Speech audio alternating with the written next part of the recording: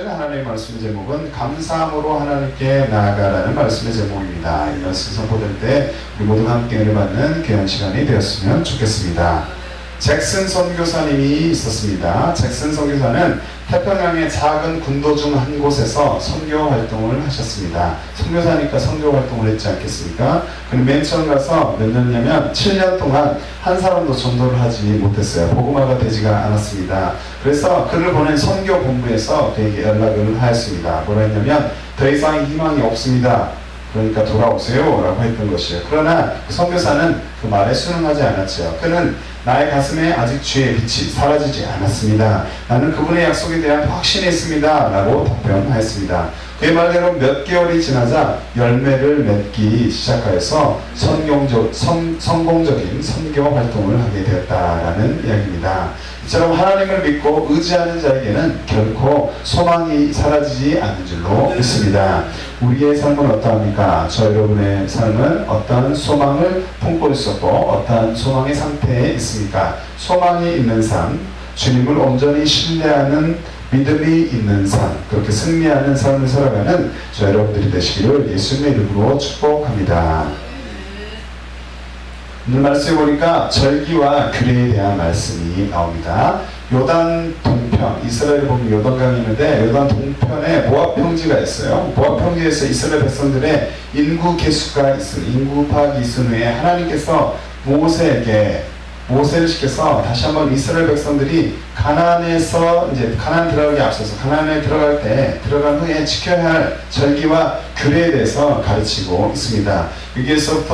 여기 본장에서부터 30장까지는 모두 규례와 절기에 관한 교훈들이 있는데요. 본장에서 29장, 오늘 본장이 28장이니까 28장, 29장은 이스라엘 백성들이 지켜야 할 각종 제사와 절기에 관한 규례를 언급하고 있습니다. 그러니까 하나님을 향한 예배, 제사, 그리고 지켜야 할 일련의 절기들에 대해서 언급을 하고 있습니다. 이미 몇 차례에 걸쳐서 언급한 바 있는 내용이 다시 한번 등장을 하고 있는 것인데, 가나안 입성을 앞두고 이스라엘 백성들에게 하나님 중심의 삶을 살도록 다시 한번 강조하고 있는 것입니다. 하나님께서는 모세에게 이스라엘 백성들이 매일 드려야 할 상번제, 매일 드리는 그 예배, 번제가 상번제입니다. 상번제와 안식일 제사 및 월삭의 번제에 관한 규례를 말씀해 주고 있는데 1절부터 15절까지의 말씀에 기록이 됩니다. 또한 절기 제사로 1년 중 이제 지켜야 할 그런 절기 제사로 출애굽과 관련된 6월절과 처음 익은 열매를 드리는 77절, 오늘 77절, 맥주절 예배를 드리게 되는데 77절 제사에 관한 규례를 정해주고 있는 내용이 16절부터 16절부터 31절의 말씀에 기록이 되어 있습니다.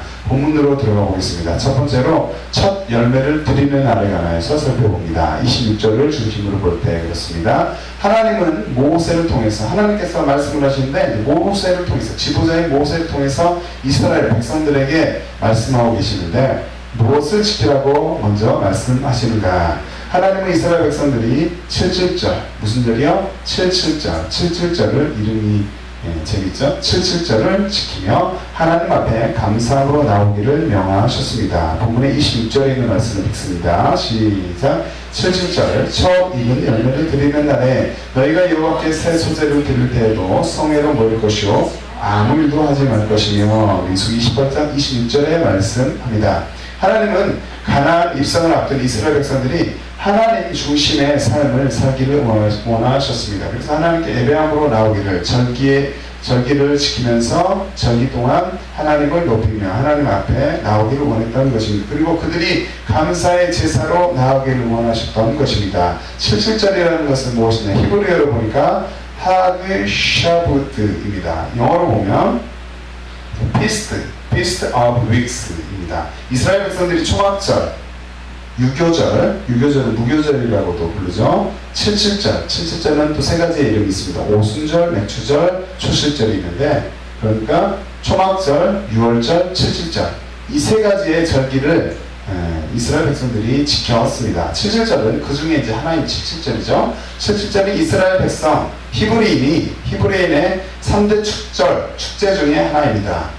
6월절에서 먼저 이제 시작점이 어떻게 되냐, 기간을 이렇게 세워보면은 6월절이라는 명절을 먼저 있고 나서 7주, 그러니까 77에 49죠. 49 플러스 하루 7주째 즉 50일째 지킨 밀거든 이삭, 밀 농사를 지었을 거 아니에요. 밀거든 이삭, 첫 이삭, 첫 열매를 드린 절기입니다. 신명기 11장 9절부터 12절을 참조할 때 그렇습니다. 따라서 초실절, 이것은 맥주의 초실절이라고 하는데 또는 맥추절이라고 부릅니다.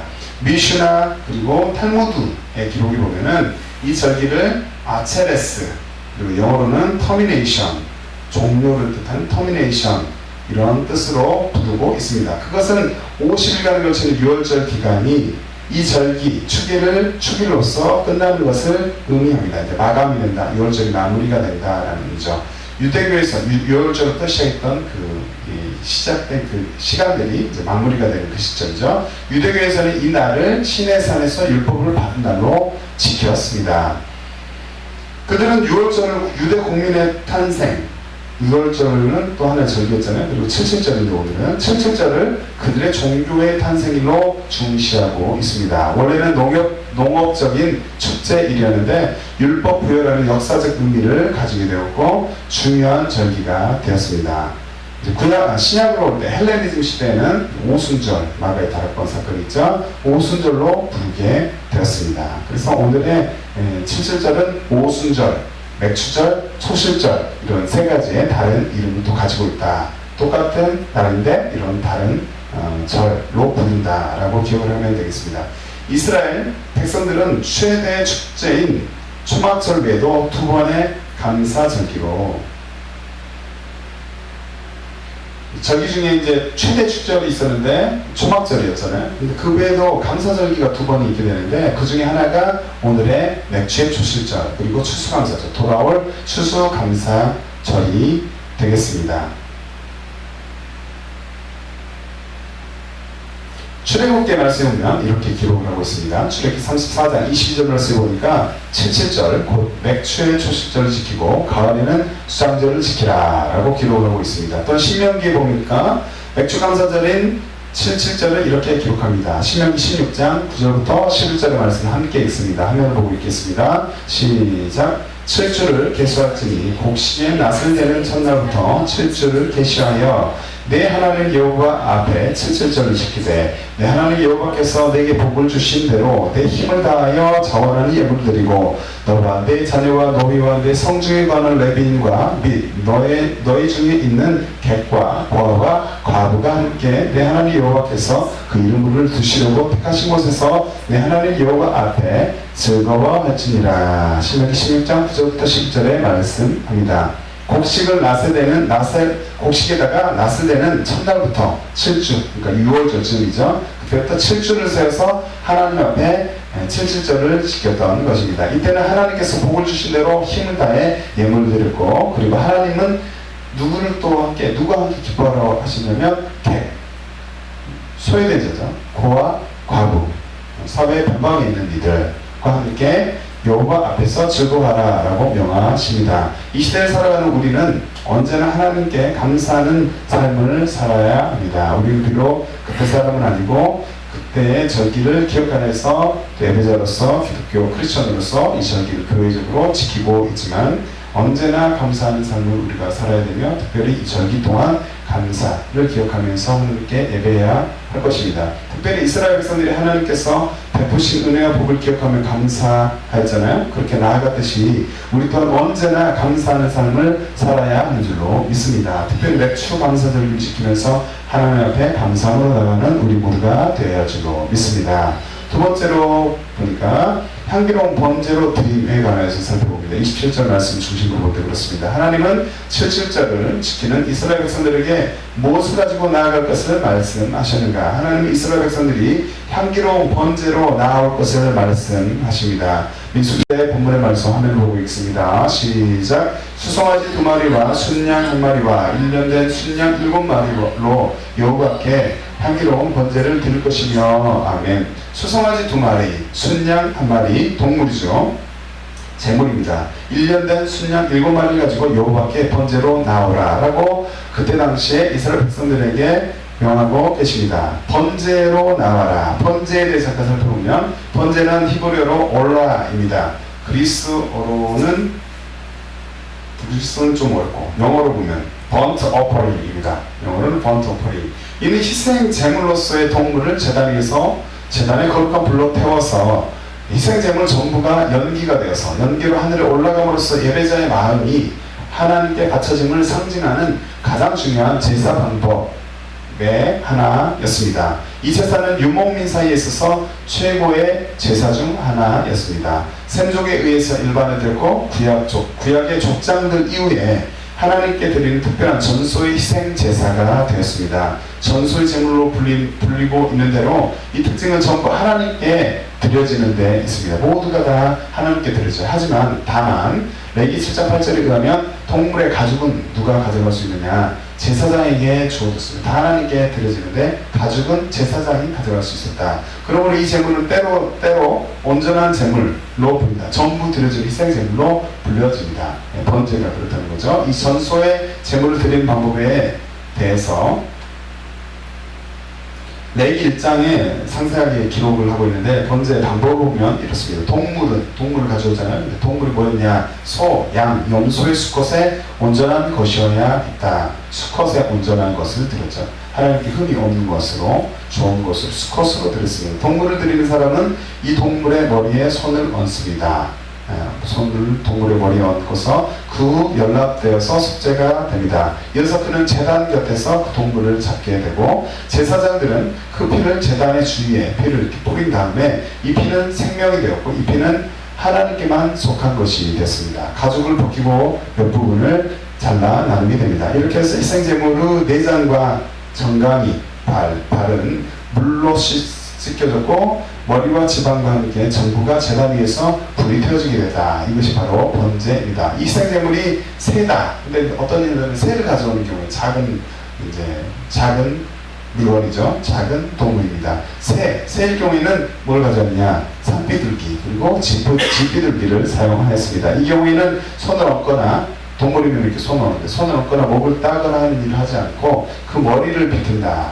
그래서 제단 위에서 새는 머리를 비틀어서 제단 위에서 불사를 놨습니다.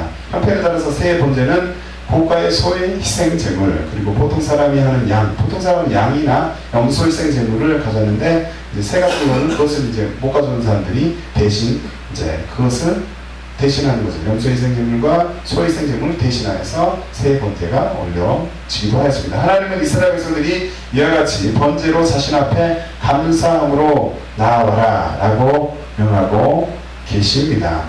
또 하나님 앞 번제로 나오는 이스라엘 백성들을 민수기에서는 이렇게 기록합니다. 민수기 28장 19절 말씀에 보니까 수송아지 둘과 수양 하나와 1년 된 수양 7을 다 흠 없는 것으로 여호와께 화제를 드려 번제가 되게 할 것이며 라고 기록하고 있습니다. 수송아지 둘, 수양 하나, 1년 된 수양 7을 드리되 흠이 없는 것으로 드리라 라고 말씀하고 있습니다. 화제가 이제 나오게 되는데 화제는 불로 태우는 것이죠. 불로 태워버린다는 뜻인데 불태운 모든 희생제물을 뜻하는 말입니다. 번제와 동류인 경우도 있다. 하지만 때로는 불로 태우지 않는 제물을 화합시키는 일도 있다. 때로는 기념의 몫으로서 제사장의 것으로 뭘 드렸냐면 빵, 유향에 대해서 그게 드려지게 되는데 그것을 드릴 때도 이렇게 화제를 드렸다라고 기록하고 있습니다. 하나님은 흠이 없는 것으로 화제를 드려서 번제가 되게 하며 하나님께 나오라. 공통된 것은 이제 흠이 없는 것이다 라고 우리가 기억을 할 수가 있습니다. 그것을 가지고 하나님 앞에 나왔습니다. 또 레위기에서 보니까 이렇게 기록합니다. 레위기 23장 18절부터 19절의 말씀 함께 읽어보죠. 시작. 너희도 이 떡과 함께 1년 되고 흠 없는 어린 양 7과 젊은 수소 하나와 수양 둘을 드리되 이들을 그 소제와 그 전제와 함께 여호와께 드려서 번제를 삼을지니 이는 화제라. 여호와께 향기로운 냄새며 또 수염소 하나로 속죄제를 드리며 1년 된 어린 수양 둘을 화목제 희생으로 드릴 것이요. 레위기 23장 18절부터 19절에 말씀합니다. 하나님은 이렇게 각 사람의 형편에 따라서 형편 어떤 사람은 분류하는 사람, 수소, 어떤 사람은 수양, 어떤 사람은 새 형편에 따라서 번제로 또 물론 완전히 태어나서 번제로 또 속죄제로 죄를 사하는 마음의 속죄제로 이스라엘 백성들이 주 앞에 나오기를 원하셨다는 것입니다. 우리는 언제나 주님께 감사하는 마음으로 살아가야 할 줄로 믿습니다. 그렇게 살아가되 특히 맥주절을 지키면서 이스라엘 이제 절기를 기억하는 것이니까 이스라엘 백성들이 절기를 기억하면서 현대 교회에서 우리가 교회에서 하나님께 절기로서 하나님께 예배드리는 것이므로 특별히 맥주절을 지키면서 이스라엘 백성들에게 명하셨던 하나님의 말씀을 이 시간 잘 기억해야 할 줄로 믿습니다. 우리 또한 감사함으로 하나님 앞에 나와서 예배하는 자들이 되시기를 예수님의 이름으로 축복합니다.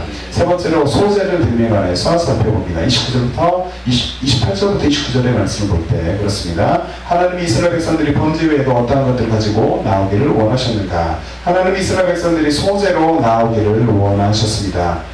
본문의 말씀 있죠. 민수기 28장 28절부터 29절의 말씀 화면을 보고 있습니다. 시작. 그 소재로는 고운 가루에 기름을 섞어서 쓰되 수송아지 한 마리마다 10분의 3이요 순양 한 마리에는 10분의 2요 어린 양 7마리에는 어린 양 한 마리마다 10분의 1을 드릴 것이며, 이 말씀을 공동 번역으로 읽어보면 이렇습니다. 이와 함께 곡식 예물로 아까 그런 그 번제로 수, 양, 소 이런 걸 드리되 그와 함께 곡식 예물을 드리게 되는데 이와 함께 곡식 예물로 고운 밀가루,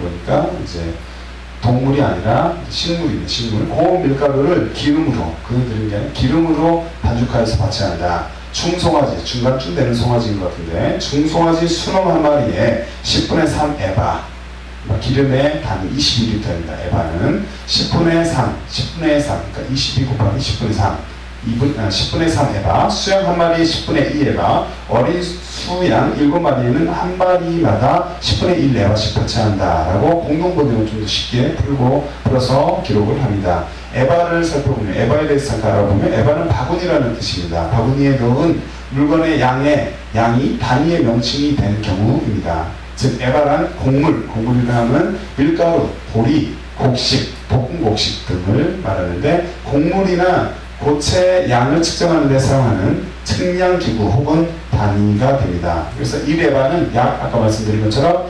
22리터라고 합니다. 약 22리터에 해당한다. 1에바가. 번제 외에 곡식 예물로는 고운 밀가루에 기름을 반죽하여 바치되 수송아지 한 마리마다 10분의 3 에바, 순양 한 마리에는 10분의 2, 어린 양 한 마리마다 10분의 1을 드릴 것을 명하였습니다. 그동안 제사, 하나님께서 명하신 제사의 방법이 되겠습니다. 그리고 소재를 보면은, 소재는 히브리어로 민차은인데요.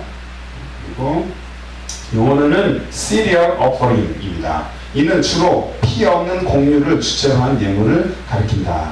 피가 없는 곡류가 이제 소재라고 기억을 하면 됩니다. 원래는 단독으로 드린 농경적 제물이었는데, 그러나 차츰 동물 희생, 그러니까 원래 동물보다 이제 좀 더 농경적 제물로서 소재를 드리는데, 동물 희생의 번제가 이제 또 드려지게 되니까 거기에 번제에 종속하는, 따라오는 부가물로서 곡물을 드리는 경우의 예물을 명칭하고 있습니다. 소재가 그것입니다. 민수기 15장 18절부터 29장의 말씀을 볼 때 그렇습니다. 고운 가루로 전병을 만들거나 첫 이삭을 볶아 찌은 것으로 바쳤다고 합니다. 어떤 경우에는 소금, 유향을 넣어서 드렸다. 극빈자에게, 가난한 자에게는 이것이 속죄제로서 인정되었다. 자기의 죄를 속하면서 올 때는 사실은 더 이렇게 뭔가 가치 있는 걸 가지고 나와야 되는데, 속죄제로 극빈자에게는 이것이 인정이 되었다고 봅니다.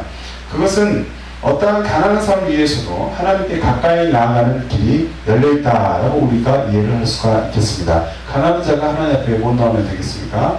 그래서 하나님 그 길을 열어주시는 것이죠. 번제로서 헌신을 표시하고, 소제는 근로의 열매를 드리면서 행위의 성별을 상징했습니다. 이러한 면에서 원래 번제와 소제는 이렇게 구별되는데 다른 건데, 이스라엘 백성들을 사랑하신 하나님은 소제를 통해서도 그들의 마음을 받으시기를 원했어요. 이 제사를 드리면서 사실 하나님께서 원하시는 것은 그의 중심 있는 마음이잖아요. 그래서 이런 소제를 통해서 하나님은 그들의 이스라엘 백성들의 마음을 받으시기를 원합니다. 우리가 이제 맥주 감사절에 또 예배의 예물을 통해서 하나님께 영광을 돌리지만, 예물에도 중심이 담긴 우리의 마음이 반드시 그렇기 때문에 있어야 되는 줄로 믿습니다. 아무리 작은 예물이지라도 마음이 담긴 하나님 향한 이 예물은 가치가 있는, 하나님께서 인정하시는 예물이 될 줄로 믿습니다. 반면에 아무리 큰 예물을 드리지만 자기의 마음이 다른 마음을 먹고서 하나님께 드려진 예물을 하나님께서 기뻐하지 않을 줄로 믿습니다. 우리 형편에 따라 가장 좋은 곳으로 하나님 앞에 나와야 할 줄로 믿습니다. 때로는 작은 것일 수도 있지만 온 마음과 정성을 다해서 하나님께 나오는 우리의 삶의 태도가 필요합니다. 언제나 자신을 부인하고 하나님께서 기뻐 받으신 제사를 올려드리는 우리 모두가 되시기를 예수님의 이름으로 축복합니다. 마지막으로 네 번째, 속죄를 위하여에 관해서 살펴봅니다. 30절 말씀을 중심으로 볼 때 그렇습니다. 하나님은 이스라엘 백성들이 또 어떠한 제사로 나오기를 원하셨는가? 하나님은 이스라엘 백성들이 속죄하며 나오기를 원하셨습니다. 본문에 30절 말씀이 있습니다. 시작. 또 너희를 속죄하기 위하여 숫염소 한 마리를 드리되. 민수기 28장 20절에 말씀합니다. 속죄를 또 살펴보면 히브리어로 보니까 키프림입니다. 키프림. 헬라어로 보니까 루트로시스, 영어로는 어터너먼트, 그다음에 리뎁션이라고 기록을 합니다. 이는 대가 지불에 의한 죄와 속박에서의 해방과 구원을 의미합니다. 대가 지불에 의한 뭔가 이렇게 죄를 용서하는 받는 거죠. 죄와 속박에서 해방과 구원을 의미한다. 특히 신약에서는 예수님께서 신약으로 왔을 때 보면은 예수님이 우리 위해서 속죄의 제물이 되시죠. 십자가에 못 박혀 죽으심으로써 인류의 죄를 다 속량한 것을 의미한다라고 이해할 수 있겠습니다. 구약에서는 예수님께서 이미 이제 십자가에서 죽으신 이전의 시대가 구약이니까, 구약에서는 사람이 하나님께 대해서 죄를 범했을 때 죄의 사함을 받거나 없이 하기 위해 죄에 대한 용서를 구하는 그런 때에, 또는 하나님과의 교통을 회복하기 위해서 이제 재물을 가지고, 동물을 가지고 소나 양 등의 가축을 잡아서 그 피를, 생명, 피는 귀한 거죠. 그 동물의 그 가치, 그 피를 제단에 붓고서 혹은 그 고기를 불살라서 번제를 함으로써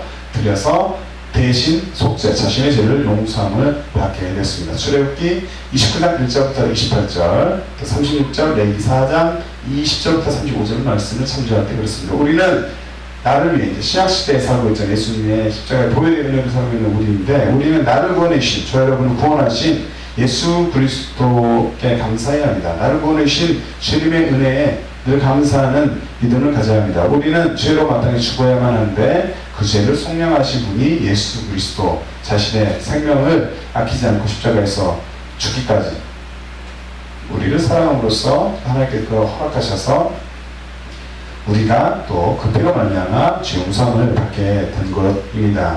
그래서 늘 감사하는 믿음을 가지고 우리는 살아가야 할 줄로 믿습니다. 구약시대에는 재물을 가지고 속죄하며 하나님 앞에 나아갔지만, 신약시대에는 예수 그리스도의 십자가의 보혈의 공로를 의지하여서 또 주님 앞에 담대하게 나아갈 수 있음을 믿으시기 바랍니다. 하나님은 우리를 주의 자녀로 삼아주시기 위해서 죄가 없으신 예수님을 이 땅에 보내셨고 십자가에서 죽게 하셨습니다. 바울은 이렇게 고백하죠. 고린도서 5장 21절의 말씀 함께 있습니다. 시작. 하나님이 죄를 알지도 못하신 자로 우리를 대신하여 죄를 삼으신 것은 우리로 하여금 저의 안에서 하나님의 의가 되게 하려 하심이라. 아멘. 우리 이 십자가의 은혜에 늘 감격하는 자들이 되어야 합니다. 아직도 예수님을 삶의 주인으로 모셔드리지 않은 분들이 혹시 있다면 지금 이 시간 있는 모습 그대로 주님 앞에 나오시기를 바랍니다. 큰 죄 작은 죄 어떤 죄가 있더라도 회개하고 예수님의 보혈로 용서함 받을 수 있고, 그래서 예수 그리스도를 삶의 주인으로 모시고서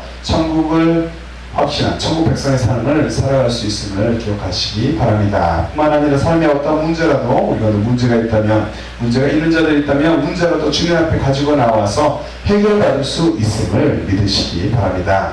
베드로는 친히 십자가에 달려 죽으셔서 인간을 자유하게 하신 예수님을 이렇게 고백합니다. 친히 나무에 달려 그 몸으로 우리 죄를 담당하셨으니 이는 우리로 죄에 대하여 죽고 의에 대하여 살게 하려 하심이라. 저같은 찌개 맞음으로 너희가 나음을 얻었나니. 베드로전서 2장 24절의 말씀에 기록합니다. 우리는 예수 그리스도의 의를 힘입어서 하나님의 보좌 앞에 나갈 수 있는 복을 받은 자임을 감사하며 또 믿으시기 바랍니다. 예수 그리스도의 의를 힘입어서 나아가시기 바랍니다. 속죄의 제사를 기뻐하시는 하나님께, 속죄의 제사를 기뻐하십니다. 하나님께 담대하게 나와서 십자가 앞에 엎드리는 자들이 저 여러분들이 되시기를 바랍니다. 하나님께 늘 감사하며 언제나 주의 은혜로 살아갈 것을 선포하는 이 시간 우리 모두가 되시기를 예수님의 이름으로 축복합니다. 말씀의 결론을 맺겠습니다. 흠이 없는 것으로 드리며 감사함으로 나아가는 우리가 되시기를 바랍니다. 이스라엘 백성들을 사랑하시던 하나님은 그들이 늘 감사함으로 살아가기를 원하셨습니다. 전심으로 드려지는 그들의 예배를 받으시기를 원하셨습니다. 정성을 다한 이스라엘 백성들의 제사는 하나님을 향한 그들의 마음을 아는 길이었을 것입니다. 하나님께서 그것을 통해서 그들의 마음을 알 수가 있었겠죠. 너희는 다 흠 없는 것으로 상번제와 그 소제와 전제 외에 그것들을 드릴 것이니라. 민수기 28장 31절에 말씀합니다. 우리는 현대시대를 살아가면서 과거에 이스라엘 백성들처럼 상번제, 소제, 전제로 하나님께 제사를 하지 못할 것입니다. 그럴지라도 하나님께 정성을 다해서 매주일마다 있는 또는 그 외에 다른 있는 예배 시간에 정성, 마음의 중심을 다해서 최상의 모습으로 나아가는 예배자의 모습들이 우리 안에 있어야 될 줄로 믿습니다. 그리고 삶 가운데서 언제나 그렇게 예배하는 예배자의 삶을 살아가는 저 여러분들이 되시기를 축복합니다. 말라기의 말씀은 흠 있는 것이 아닌 최상의 것들로 하나님께 나아가는 것이 옳은 것임을 알게 합니다. 만군의 여호와가 이르노라 너희가 또 말하기를 이 일이 얼마나 범패스러운고 하며 코숨을 하고 토색한 물건과 저는 것 병든 것을 가져왔느니라. 너희가 이같이 헛물을 가져오니 내가 그것을 너희 손에서 받겠느냐 여호와의 말이니라. 때 가운데 수컷이 있거늘 그 서원하는 입에 흠 있는 것으로 사게 하여 내게 드리는 자는 저주를 받으리니 나는 큰 임금이요 내 이름은 열방 중에서 드리려고 하는 것이 되느니라. 만군의 여호와의 말이니라. 현대인의 성경으로 보면 이렇습니다. 너희는 또 일이 인간 코숨을 치고 있다. 너희가 훔친 것과 저는 것과 변는 것을 가져왔으니 내가 그것을 받겠느냐. 나에게 바치겠다고 약속한 좋은 짐승을 가지고 있으면서도 나를 속이고 쓸모없는 것을 바치는 자는 저주를 받을 것이다. 나는 위대한 왕이다. 모든 민족이 내 이름을 두려워하고 있다. 말라기 1장 13절부터 14절의 말씀입니다.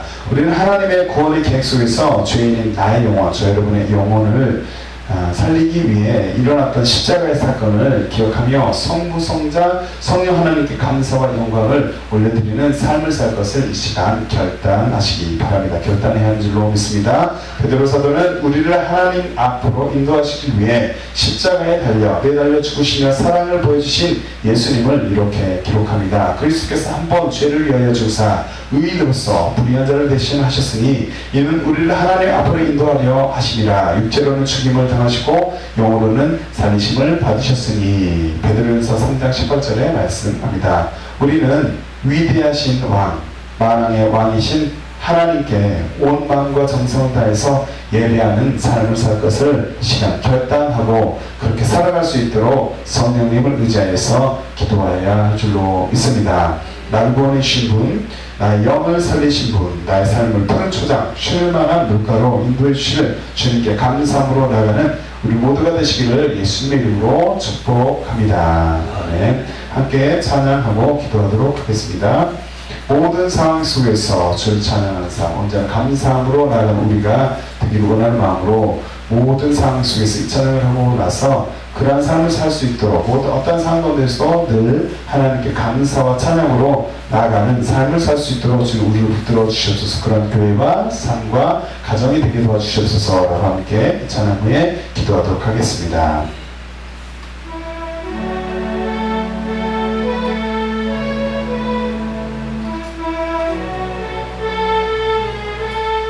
찬양합니다. 모든 상황 속에서 모든 상황 속에서 주를 찬양하시라. 주는 너의 큰 상급 그 도움이시라.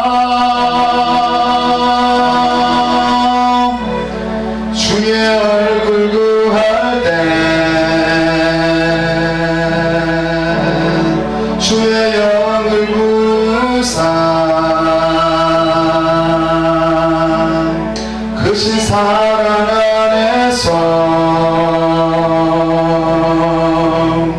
주를 보게 하소서.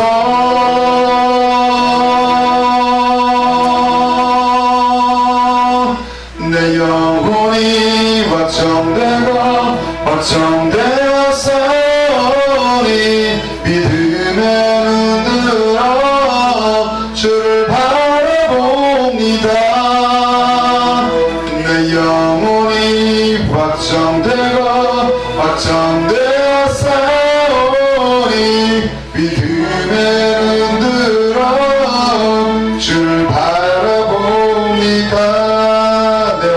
되고 내 영혼이 확정되었사오니 주를 바라봅니다. 내 영혼이 확정되었사오니 주를 바라봅니다. 우리 다시 한번 우리한테 내 영혼이 확정되었사오니 믿음의 눈 들어 주를 바라봅니다. 내 영혼이 확정되었사오니 믿음의 눈 들어 주를 바라봅니다. 주여 선창하고 함께 기도합니다. 주여 하나님 아버지 감사합니다. 우리 역정 주님 앞에 확성합니다. 아버지 믿음의 눈 들어서 시간 주님께 아뢰오며 기도합니다. 아버지 우리 드리는 모든 기도 제목들이 응답받게 하여 주시옵소서. 우리 영혼이 주님 앞에서 아버지 잠잠히 주님을 바라보기를 원합니다. 우리의 믿음의 눈을 열어서 예수 그리스도의 십자가를 바라보기를 원합니다. 어떠한 삶과 환경 가운데서 감사함을 잊지 않고 하나님 앞에 나오는 믿음의 하나님 군사들 되게 하여 주시옵소서. 말씀치 말에 빼어있어서 하나님의 얼굴을 보며 하나님의 뜻을 찾고 하나님의 뜻대로 살아가며 하나님의 말씀대로 굳건한 만성에 있어서 아버지 하나님의 구원을 이루어가며 아버지의 구원의 확신을 가지고 승리하는 삶을 살아가는 우리가 되게 하여 주시옵소서. 영적 전투에서 반드시 승리하는 예수 그리스도의 이름으로 승리할 수 있는 우리가 되게 하여 주시옵소서. 아버지는 권능을 입혀주시고 아버지 하나님 예수 그리스도의 권세로서 우리 하나님 자녀들 권세로서 주님 살아갈 수 있는 승리하며 살아갈 수 있는 거룩한 주의 백성들이 되게 하여 주시옵소서. 지금까지 지켜주신 주님 삶을 찬양합니다. 높입니다. 감사합니다. 앞으로 있을 더욱더 아버지 하나님께서 주실 놀라운 땅 아버지의 가나안 땅 주께서 주실 복들을 생각하며 무릎으로 무릎을 꿇고 나갑니다. 장난과 저절하지 않게 하시옵시고 믿음의 눈께서 주님을 바라보며 언제나 감사함으로 주님 찾기를 원하는 아버지의 마음을 알고 아버지의 뜻을 깨닫고 언제나 주님께 합한 마음을 가지고서 승리하는 주의 백성들이 될 수 있도록 주 우리 믿음을 굳건하게 하여 주시옵소서. 성령님 우리 삶을 다스려 주시옵소서. 우리 교회 하나님 모든 형편들 다스리시고 인도하여 주시옵소서. 내 영혼이 확정되었사오니 믿음의 눈 들어 주를 바라봅니다. 내 영혼이 확정되었사오니 믿음의 눈 들어 주를 바라봅니다. 예수님의 이름으로 기도합니다. 아멘.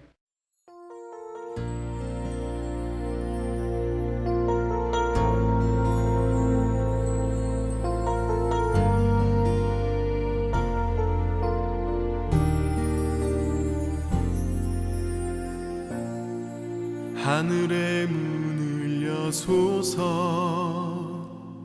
이곳을 주목하소서.